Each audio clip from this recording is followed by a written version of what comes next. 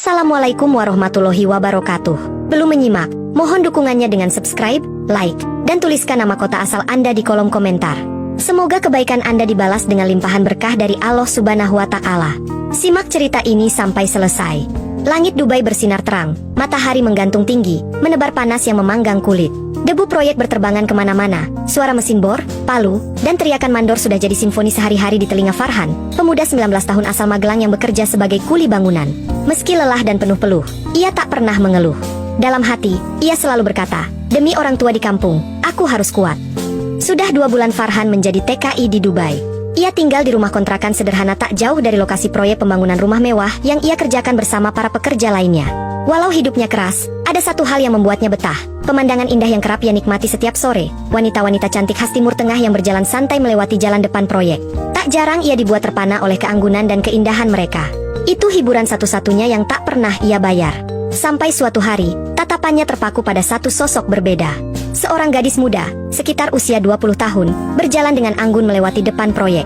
Wajahnya putih bersih, berhidung mancung, mata bulat tajam, dan tubuh montok yang membuat para pekerja lain ikut menoleh. Tapi bagi Farhan, gadis itu seperti bidadari di padang pasir. Ia hanya bisa berdiri diam, memandanginya dalam diam, tak sanggup mengalihkan pandangan. Beberapa kali gadis itu lewat lagi di hari-hari berikutnya, dan setiap kali Farhan mencoba menyapa, "Hei, Assalamualaikum." Tapi sang gadis hanya melirik dan membalas dengan senyum tipis. Farhan sempat berpikir gadis itu sombong, namun hatinya menolak berhenti memperhatikan. Suatu sore, kejadian tak terduga terjadi. Di tengah lalu lintas yang padat, gadis itu terserempet sebuah mobil yang melaju terlalu dekat ke trotoar. Ia terjatuh, dan teriakan kecil keluar dari bibir mungilnya.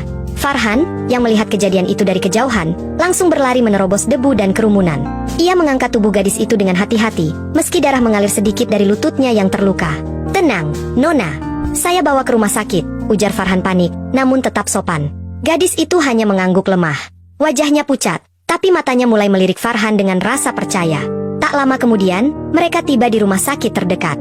Farhan mengurus semuanya, mendaftar, membantu mengangkatnya, bahkan membelikan air minum.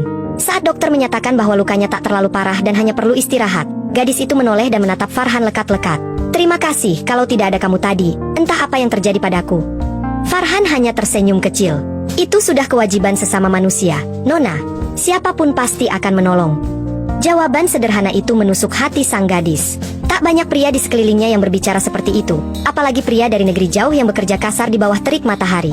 Ada ketulusan dalam tatapan dan ucapan Farhan, sesuatu yang selama ini tidak ia temukan dalam lingkungan mewah dan glamor keluarganya. Hari itu menjadi titik awal.